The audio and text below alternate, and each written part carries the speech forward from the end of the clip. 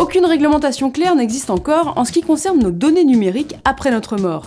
Pour l'instant, les réseaux sociaux gèrent un peu la situation comme bon leur semble. Sur Facebook, Google et Twitter, il est possible de déclarer le décès d'un proche et de demander la suppression de son compte. Dans tous les cas, il faudra transmettre une copie de l'acte de décès et de votre pièce d'identité. Mais quel que soit votre lien de parenté, vous ne pourrez pas obtenir les identifiants du défunt, la loi l'interdit.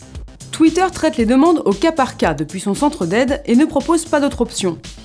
Pas besoin d'avoir un compte, il suffit de se rendre dans la rubrique « Politique et signalement ».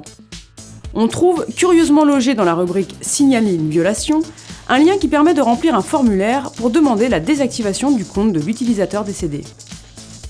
Sur Facebook, vous pouvez demander la transformation d'un compte en compte de commémoration.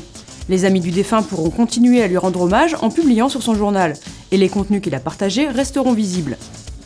Personne ne pourra modifier ce compte de commémoration à moins que la personne décédée n'ait désigné un légataire. C'est l'autre option proposée par Facebook, désigner de votre vivant une personne qui gérera votre compte s'il vous arrive quelque chose. Pour cela, rendez-vous dans les paramètres, rubrique sécurité, et cliquez sur Contact légataire.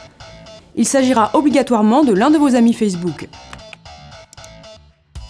Vous pouvez lui envoyer un message pour le prévenir, sinon il le sera si votre compte est transformé en compte de commémoration. Votre légataire pourra changer votre photo de profil ou celle de votre couverture. Il pourra aussi rédiger une publication sur votre journal et répondre aux demandes d'ajout à la liste de vos amis. Il ne pourra pas supprimer du contenu, ni accéder à vos messages. Dans cette rubrique, vous pouvez également prendre les devants en indiquant à Facebook que vous souhaitez tout simplement que votre compte soit supprimé définitivement. Bien sûr, là aussi, il faudra que quelqu'un ait informé Facebook de votre décès. La terminologie est un peu moins glaçante chez Google, qui parle de comptes inactifs. Rendez-vous dans la rubrique « Informations personnelles et confidentialité » des paramètres de votre compte. Tout en bas, accédez au gestionnaire de comptes inactifs et cliquez sur « Modifier ce paramètre ». Commencez par définir le délai au-delà duquel Google doit considérer que votre compte est inactif. Cela va de 3 mois à 1 an et demi. Vous pouvez ensuite désigner des personnes de confiance qui seront prévenues si votre compte est inactif, et même choisir dans une liste les types de contenus auxquels elles auront accès.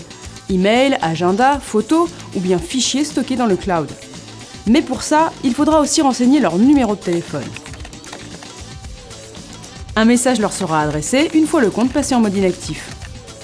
Google permet aussi de programmer une réponse automatique à vos emails, une option qu'on imagine utile dans un autre contexte, par exemple si vous changez d'adresse mail. Enfin, Google permet lui aussi de programmer la suppression pure et simple de votre compte une fois qu'il est inactif. Voilà le genre de réglages sur lesquels on n'a jamais vraiment envie de se pencher. Mais ils sont rapides et éviteront que vos données traînent dans la nature. Espérons simplement qu'ils ne porteront pas trop la poisse.